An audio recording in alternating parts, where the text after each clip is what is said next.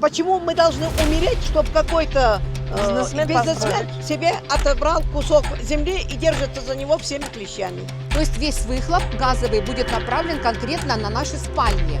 Прокуратура так, другой так. Мы везде пишем и говорим, но нам приходят другие ответы. Нашему президенту Кыргызской республики и председателю ГКМБ обращаемся, просим у вас помощи. В 7-м микрорайоне по улице Алыта Камбаева уже 5 лет идет борьба. В 2007 году у дома 44 незаконно приобрели муниципальную землю.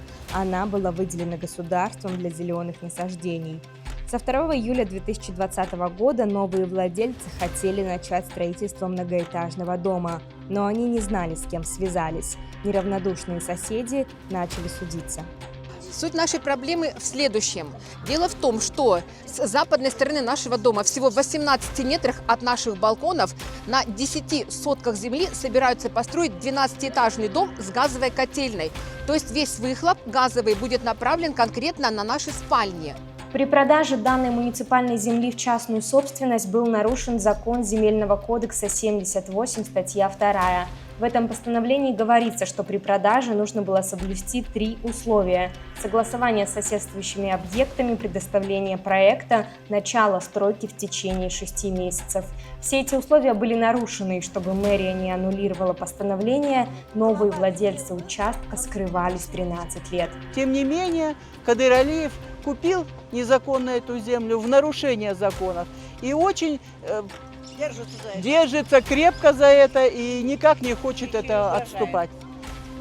Получается, что по судам они выигрывают, потому как любые мотивы, только не по существу. По существу документы никто не рассматривал. В городской прокуратуре официально подтвердили нарушение. Статус земли тоже никто так и не поменял. Запрос в Госпланировочный институт предоставил информацию о том, что до сих пор земля носит статус общего пользования и жители домов полноценные хозяева земли. Но несмотря на это, 2 суда из 3 было проиграно. Жители признаются, что документы не рассматриваются по существу и в судах происходит что-то странное.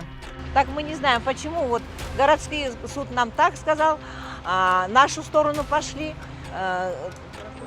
Прокуратура так, другой так. Мы везде пишем и говорим, но нам приходят другие ответы. Со стороны новых владельцев уже зафиксированы серьезные нарушения. Адрес объекта, заявленный в проекте, не совпадает с фактическим. При попытках начать строительство была перенесена остановка и самовольно асфальтирован заезд. Впоследствии произошло 4 взрыва, были повреждены высоковольтные кабели, 3 микрорайона остались без света. Сейчас строители огородили участок. Все цветы и деревья, за которыми годами ухаживали жители, высохли. Теперь за этим забором бутылки от спиртного и старая мебель с мусорки. Там обжились бездомные. Вот когда мы заселились в этот дом, вот эти все зеленые насаждения, все наши жители сажали, поливали, вырастили. Здесь у нас, да, и яблони есть, и урюк есть. Там у нас цветы. Данная локация и площадь территории не предполагают стройки такого масштаба. Жители 4 домов уже несколько лет живут в дефиците холодной и горячей воды. Все потому, что к их насосной станции подключено 22 дома. Это уже нарушение. Если подключат еще 2, воды не хватит совсем. Не остается места для тротуаров и парковки, и что самое страшное, не будет проезда к другим жилым домам. В случае чего ни скорая, ни пожарные машины проехать не смогут, но новым владельцам на это все равно. Мы не поймем, чьи чиновники здесь строят, кто их поддерживает. Почему мы 5 лет судимся, и 5 лет мы не можем добиться своего ответа? И очень вот просим, чтобы вы взяли под контроль. Просто так никто не может строиться. Это значит, какая-то поддержка есть с другой стороны, понимаете? Это всего одна история из тысяч. Бишкек застраивается со скоростью света не для жизни людей, а для быстрых денег.